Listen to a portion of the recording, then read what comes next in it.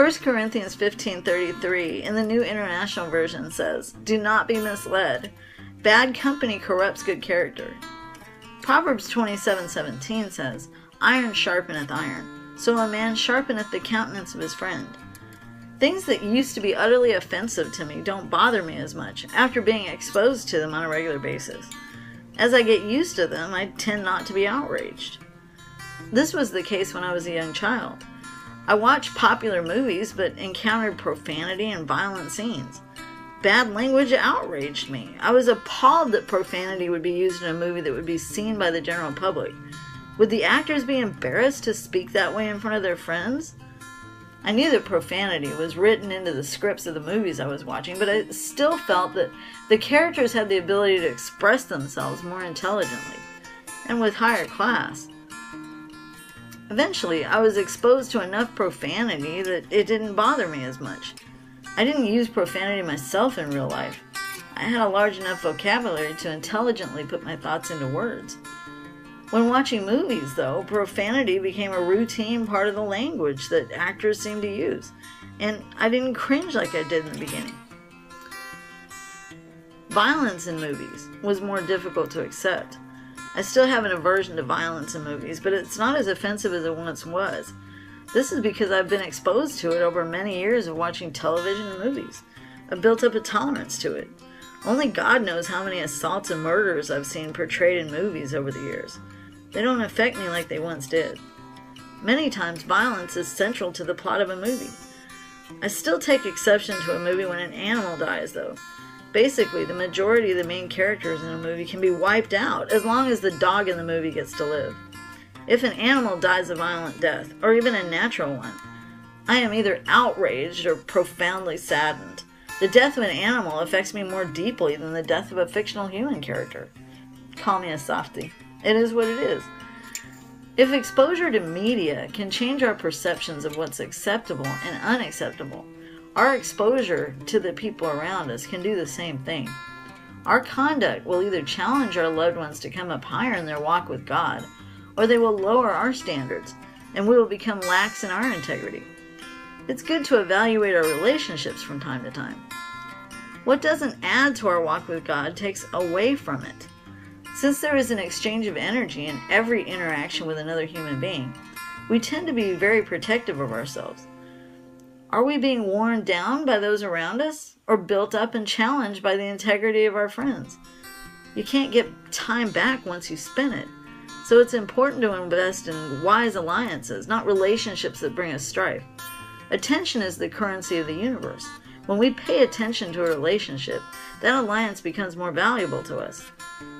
We should evaluate where we spend our attention, just as we evaluate where we spend our money. When we're involved in corporate worship, we can form bonds that are going to be valuable in our spiritual walk. Iron sharpeneth iron. Other believers can hold us accountable for our actions, and we can hold our spiritual siblings accountable for theirs. We can help each other grow. We can explore our spiritual revelations in Sunday school, which tends to lend itself to open communication. We can share our insights with like-minded brothers in Christ. The more we share our revelations, the more we'll bond with other members of our spiritual family.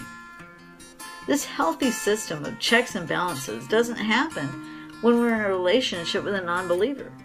If we're an iron axe, the non-believer can be represented by wood.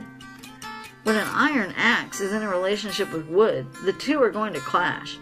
The iron axe is going to bump into the wood through outright confrontation or through the simple observation of dissimilar values. The wood will get damaged and the iron axe will get dull. Iron is sharpened by iron. It won't be getting what it needs to be sharpened. Wood can't sharpen iron because it's softer than iron. It's softer, more vulnerable to damage. A wooden non-believer and an iron axe believer are both going to become damaged in an ongoing relationship. How can wood and iron clash, you ask? Here are just a few ways.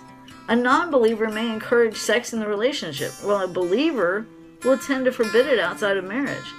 That's a source of sexual conflict. A believer may put his tithe aside immediately to give to the church, while a non-believer may scoff at this decision in favor of putting that tithe into a savings account. That's a source of financial conflict. A non-believing woman married to a believing man will have trouble with submission to his God-given authority in the household. That's a source of marital conflict. Even though there's a physical attraction, in the long run, it would be detrimental for iron to be in a relationship with wood. Our relationships aren't always defined by interactions with the people. Think about your relationship with food. Does junk food pull you in like a magnet? Do you overindulge in sweets? Are they responsible for a slow, progressive weight gain? Maybe you need to make sure that there's no unhealthy food in your kitchen. How about your relationship with media?